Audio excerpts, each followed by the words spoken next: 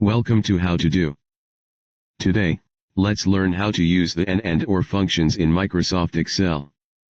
Two powerful tools for testing multiple conditions at once. First, the and function. The and function checks if all conditions are true. Let's say you have a student who needs to pass two subjects, math and English.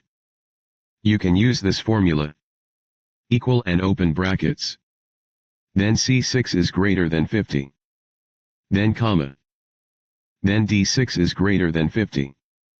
Finally close brackets. This means, if math is more than 50 and English is more than 50, return true. If not, return false.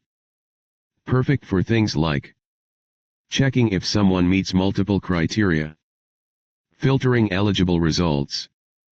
Next, the or function. The or function checks if any condition is true. Using the same example. Equals type or then open brackets. C6 is greater than 50. Then comma. D6 is greater than 50. Then close brackets. This tells Excel, if either math or English is more than 50, return true.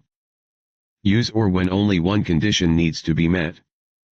Bonus tip, use with if. You can combine and or with the if function to create smarter formulas. Example. Equals if open brackets then type n. Open brackets C6 is greater than 50.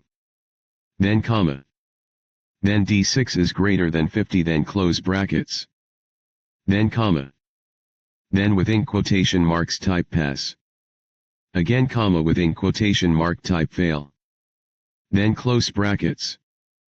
This means, if both scores are above 50, show pass, otherwise show fail. And that's how to use an and or in Excel. Simple logic, powerful decisions. Thanks for watching How to Do. Like and subscribe for more Excel tips made easy.